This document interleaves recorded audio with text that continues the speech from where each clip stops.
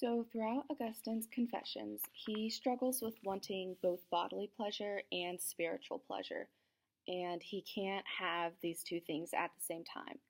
So, throughout his life, he lived a life of sin by giving in to lustful desires, which, although they've given him bodily pleasures, they've also kept him from experiencing spiritual pleasures, which he could achieve by committing fully to God and experiencing true long term happiness. By chapter 11 in book 8, Augustine is finally beginning to become freed from these worldly desires. The chapter begins with him saying to himself, "Let it be now." Whereas before he had been asking God, "Grant me chastity and continence," but not yet. So by saying this, he was saying, I want to live a good and holy life, but I'm also not ready to give up the immediate gratification that comes with sin. But when he says, "Let it be now," he's starting to want freedom from sin more than he wants the pleasures that he gets from sin. And he also questions if he can live without sin, and as these thoughts began to run through his mind, he began to hear them not half so loud. So again, the pleasures that he previously indulged in for his entire life up to this point begin to come less and less important to him, which brings us to chapter 12. In this chapter, he begins to openly weep and no longer try to check his tears. So this is saying that he no longer tried to hide from the fact that he has sinned. He's accepted this fact, and more importantly, he is admitting this fact to God.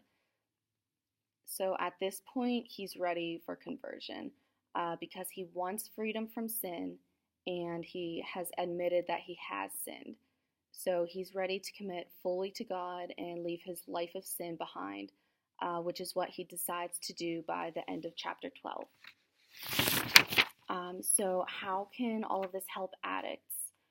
Augustine's problem is very similar, if not exactly the same, as addicts' problem. They know that the life they're living is not the best life and is not good for them, yet they can't seem to give this lifestyle up because this lifestyle is giving in to desires, and that gives them immediate gratification, so they don't want to give this up right away. But freedom from addiction is possible, just like Augustine became free from sin. So there were two things that Augustine did that allowed him to become free of sin. First, he began to want freedom from sin more than the pleasures that he got from sin. So for addicts to move towards recovery, they have to want that better life more than they want the immediate pleasures that they'll get from drugs or alcohol or whatever it is that they're addicted to. And the second thing that Augustine did was admitted his sins. So it's extremely important for addicts to admit that they have a problem. Until they do this, they're not going to be able to work towards the path of recovery. So they need to want a better life, and they need to admit their problem. And once they do this, they'll be able to move towards recovery.